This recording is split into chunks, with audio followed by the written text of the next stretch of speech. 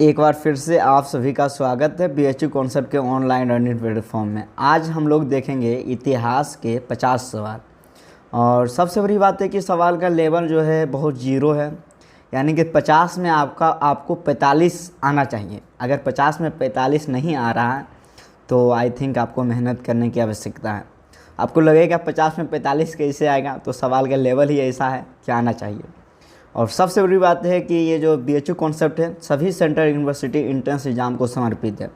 तो अगर आप लोग पहली बार चैनल को देख रहे हैं तो अभी जाके चैनल को सब्सक्राइब कर लीजिए और नेक्स्ट वीडियो के लिए बेल आइकन को प्रेस करके रखिए। और सबसे बड़ी बात है कि 4 ऑप्शन रहेंगे, एक सवाल है 4 ऑप्शन रहेंगे। और पहले आप मन में सोच लीजिएगा, उसके बाद मैं यहाँ पर बताऊँगा। और कमेंट में जाके लिखना भी है कि ये जो 50 सवाल में आपका कितना सही हुआ और ये जो है कैसा लगा सेशन आपको, ये बहुत ज़रूरी है। बीएचयू कॉन्सेप्ट के बारे में आप सभी को पता है, हमारे यहाँ पेड कोर्स भी चलती है। आप हमारे पेड कोर्स में ज्वाइन कर सकते हो, special BHU BA Hindi medium के लिए। तो आपके स्क्रीन के ऊपर पहला सवाल है, आप लोग देख पा रहे होंगे। पहला मुगल बादशाह कौन था, यानी मुगल साम्राज्य का संस्थापक कौन है? आप सब जानते हैं, सभी को पता होगा। चलिए मैं इसका आंसर बताता हूँ।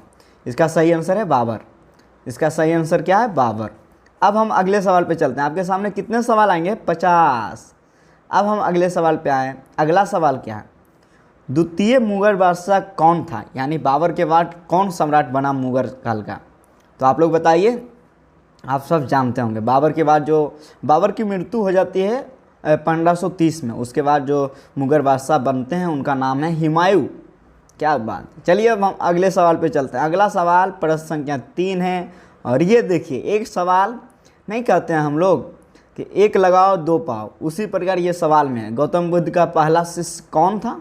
गौतम बुद्ध पहला उपदेश कहाँ दिए? सवाल तो एक ही है लेकिन इसमें दो सवाल को ऐड कर दिया गया। तो बताइए, गौतम बुद्ध का जो पहला शिष्य उनका क्या नाम था और पहला उपदेश कहाँ दिया गया? अगर आप सारनाथ जानते हैं, ठीक, अगर आपके मन में सवाल आ गया कि दोनों में से कोई एक भी हम जानेंगे तो सही बना देंगे, लेकिन नहीं, क्योंकि ऑप्शन भी उसी प्रकार है। अगर कोई जानेगा कि सारनाथ में गौतम बुद्ध जी उपदेश दिए हैं तो यहाँ ऑप्शन में 2 है। एक आनंद सारनाथ है यानी शिष्य, एक है गौतमी सारनाथ। तो आप फंस जाएंगे, इसीलिए आपको कॉन्सेप्ट चाहिए। तो इसका जो सही आंसर होगा आनंद। इनका प्रिय पहला शिष्य था और प्रिय शिष्य था, और इन्होंने पहला उपदेश सारनाथ में दिए जो कि बनारस के पास ही स्थित है। तो आपके सामने प्रश्न संख्या 4 है। अकबर का जन्म कब और कहाँ हुआ? देखिए कब हुआ तो आप लोग बताइएगा कब हुआ। हालांकि इसमें टिक लगा हुआ है, इसका मतलब ये नहीं है कि ये सही होगा।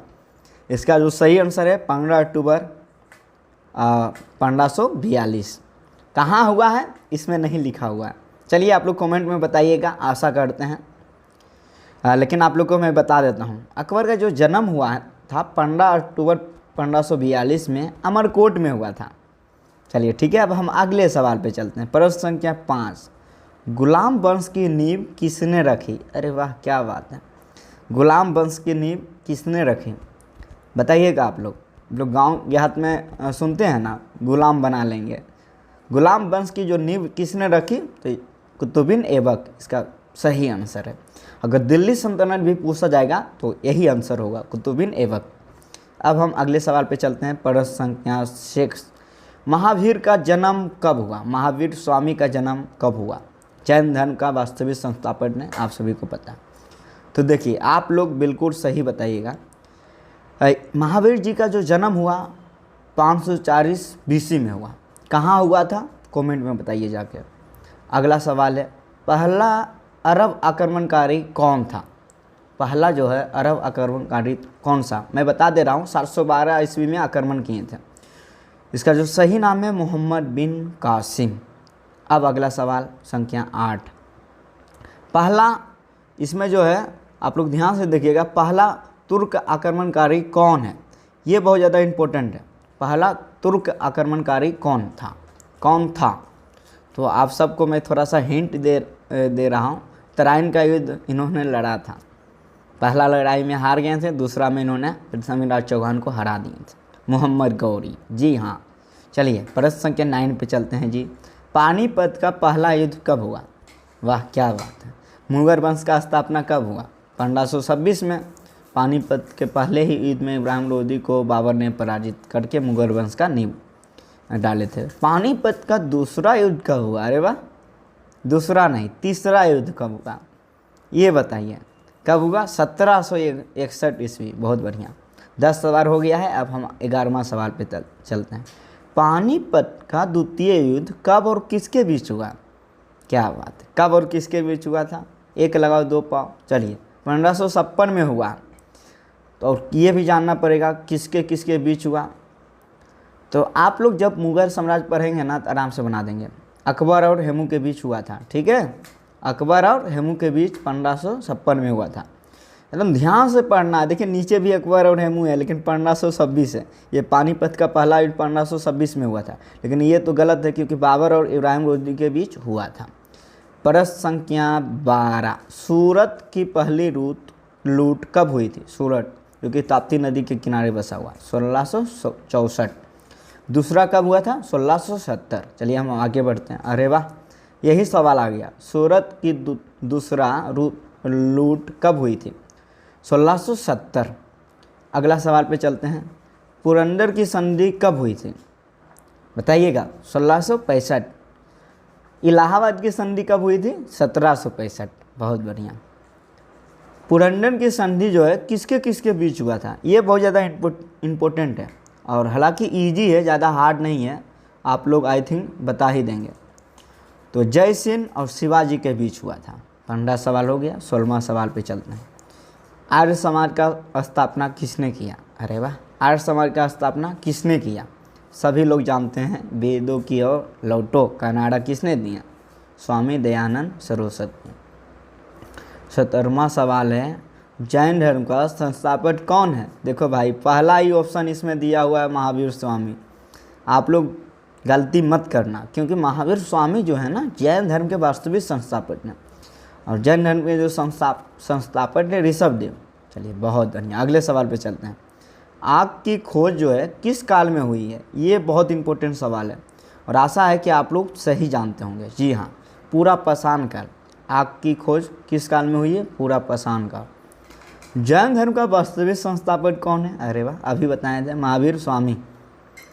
आज का 20 सवाल, असहयोग आंदोलन कब शुरू हुआ था?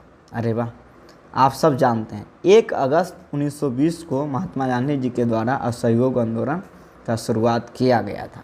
करो या मरो का नारा किसने दिया? महात्मा गांधी जी। किस आंदोलन में दिए थे? आप सब कमेंट में बताइए। भारत छोड़ो आंदोलन में। अगला सवाल है, समुद्रों का मिलन किसे कहा जाता है? दारा सिकोह को कहा जाता है। ये बहुत इंपॉर्टेंट सवाल है, ध्यान रखिएगा। चौसा का युद्ध कब हुआ था? ये भी बहुत इंपॉर्टेंट सवाल है। चौसा का युद्ध कब हुआ था? ये बहुत इजी सवाल है, आप लोग को जो है गलत नहीं करना है। कब हुआ था? तो आप लोग बताइएगा। 1540 भी ऑप्शन में है, 1539 भी है, आप लोग कन्फ्यूज हो जाएंगे। 1540 में जो हुआ था वो अगला सवाल में शायद दिया हुआ होगा। कन्नौज या बिलग्राम का युद्ध कब हुआ है? 1540। चौसा का कब हुआ था? 39। बहुत बढ़िया। गुप्त काल में तांबे के सिक्के किसके द्वारा जारी किया गया था? मतलब किसने सबसे ज़्यादा किया था? बढ़िया से इसको पढ़ना है। 25 नंबर सवाल है। गुप्त काल में तांबे के सिक्के किसके द्वारा जारी किया गया था? श्रीगुप्त। सबसे ज़्यादा श्रीगुप्त के द्वारा किया गया था। गुप्त काल में जो सोने का सिक्का था उसे दिनार कहा जाता था। बहुत बढ़िया। गुप्त काल में जो है सबसे ज़्यादा सोने का सिक्का भी जारी किया गया है। ये भी बहुत इम्पोर्टेंट है। भारत का नेपोलियन किसे कहा जाता है? अरे वाह, समुद्रगुप्त। गुप्त वंश के ही एक राजा थे। सवाल का लेवल बहुत इजी है, इसलिए सब सही होना चाहिए। ईरान का नेपोलियन किसे कहा जाता है? आप सबको मैं पढ़ा चुका हूँ कि 1739 ईस्वी में नादिर शाह ने करनाल में आक्रमण किए थे भारत में। नादिर शाह को ईरान का नेपोलियन कहा जाता है। बहुत बढ़िया। प्रश्न संख्या 28, भारत का नेपोलियन समुद्रगुप्त को किसने कहा? Vincent Smith. ये सब पढ़ा चुके हैं। रूस की क्रांति कब हुई थी? यह वर्ल्ड हिस्ट्री से सवाल है, आई थिंक आप सब जानते होंगे। 1917। एहोल प्रस्तुति किसकी रचना है? एक प्रयाग है, एक एहोल है, दोनों में बहुत कन्फ्यूज होते हैं। जो प्रयाग है वो है समुद्रगुप्त से संबंधित और रचनाकार जो है हरिसेन है। और जो एहोल है पुलकेशिन द्वितीय से संबंधित है और रचनाकार कौन है? रवि कीर्ति। बहुत बढ़िया। अगले सवाल पे चलते हैं। पहिया की खोज किस काल में हुई थी? ये बहुत इंपॉर्टेंट है और आई थिंक आप लोग कन्फ्यूजन नहीं कीजिएगा। पहिया की खोज किस काल में हुई थी बताइएगा आप लोग। इसका जो सही आंसर है नवपाषाण काल। अगले सवाल पे चलते हैं। विश्व की सबसे प्राचीन सभ्यता कौन थी? देखिए ये क्वेश्चन डाउटफुल सवाल है क्योंकि इसमें देखिए सिंधु घाटी सभ्यता भी लिखा हुआ है और हड़प्पा भी, और दोनों तो एक ही है। तो ये ध्यान रखिएगा। ऐसे सवाल अगर एग्जाम में आएगा तो आप सबको मिलेगा 3 नंबर, यानी कि ऐसे सवाल अगर आएगा तो। लेकिन आपको यहाँ पे सही सिंधु घाटी सभ्यता को मानना है। अब हम अगले सवाल पे चलते हैं। हड़प्पा की खोज किसने और कब की? बताइए भाई साहब, बताइए, मन में बैठ बताइए। दयाराम साहनी जी 1921 ईस्वी में। राखड़ दास बनर्जी जो है ये खोज किए थे मोहनजोदड़ो की 1922 में। मिट्टो का टीला किसे कहा जाता है? आप सब जानते होंगे, मोहनजोदड़ो को कहा जाता है। 35 नंबर सवाल। घोड़े की अस्थियां मिली है, कहाँ से मिली है बताइएगा। ये बहुत इंपॉर्टेंट सवाल है और आप सबको मैं बता दूं कि ये जो है सिंधु घाटी सभ्यता के एक बंदरगाह भी था, लोथर भी थे और ये भी था। इसका सही आंसर है सुरकोतदा। अगला सवाल है। किसने कहा आर्य उत्तरी ध्रुव से भारत आए थे? बालगंगाधर तिलक। इनका एक रचना है गीता रहस्य, इम्पोर्टेंट है। सबसे प्राचीन वेद, अरे वाह इजी सवाल आ रहा है ना। पानी पी लो फिर बनाओ। ऋग्वेद। प्रश्न संख्या 38। ये बहुत इंपॉर्टेंट है, आई थिंक आप लोग जानते भी होंगे, ज़्यादा हार्ड नहीं है। कि 10 राज युद्ध का वर्णन ऋग्वेद के किस मंडल में मिलता है? तो 7वें मंडल में। और तीसरे मंडल में क्या मिलता है? ये बहुत इंपॉर्टेंट है। 9वें मंडल में क्या मिलता है हम आप लोग को बताएं। चलिए मैं व्याख्या कर देता हूँ। 9वें मंडल में सोम देवता का उल्लेख मिलता है और तीसरे में गायत्री मंत्र। बहुत बढ़िया। 39 नंबर। ऋग्वेद में कितने मंडल हैं? अरे यार इतना इजी सवाल दे दिया है। 10। 39 हो गया ना। किस वेद को भारतीय संगीत का जनक कहा जाता है? साम वेद। हम लोग शाम को जाते हैं घूमने के लिए, गाना सुनते हैं कि नहीं? बहुत बढ़िया। अगला सवाल पे चलते हैं। 41 नंबर। गद्य एवं पद्य वाला वेद किसे कहा जाता है? बहुत इजी है, आप सब जानते हैं। इसका जो सही आंसर है यजुर्वेद। पहला ही ऑप्शन सही होगा। चलिए अब हम अगले सवाल चलते हैं। अगला सवाल है आदि काव्य किसे कहते हैं? ये बहुत इंपॉर्टेंट है, आप सब जानते होंगे, बहुत इंपॉर्टेंट है और बहुत इजी भी है। और इसका सही आंसर है रामायण। चलिए अब अगले सवाल पे चलते हैं। महाभारत का पुराना नाम क्या है? जय संहिता। 44 नंबर वाला सवाल। पुराण उपनिषद संस्कार वेदांत की संख्या कितने हैं? पुराण की संख्या 18 है। ऑप्शन नंबर 1 ही सही हो जाएगा। एक भी मिला ऑप्शन, इतना मतलब बढ़िया था कि एक भी जानते हैं पुराण की संख्या 18, तो मान लो सही हो गया। 108 जो है उपनिषद की संख्या है, लेकिन प्रमुख उपनिषद 13 हैं। 16 संस्कार और वेदांत 6। 45 नंबर सवाल। पुरुषार्थ और आश्रम कितने हैं? 4। बहुत बढ़िया, 45 हो गया। 46 नंबर सवाल। जैन धर्म के 22वें गुरु कौन थे बताइएगा आप लोग। ये बहुत इजी सवाल है और आप सब जानते होंगे। थोड़ा सा ये है, मतलब इनको 2 नाम ऐसे, नेमिनाथ प्रचलित नाम है, नेमिनाथ। 47 नंबर सवाल। आजीवक संप्रदाय के संस्थापक कौन है? मखरी गोसाल। अगला सवाल है 48। जैन धर्म के सर्वोच्च ज्ञान को क्या कहते हैं? कैवल्य। कैवल्य किससे संबंधित है? जैन धर्म से। 49 नंबर सवाल।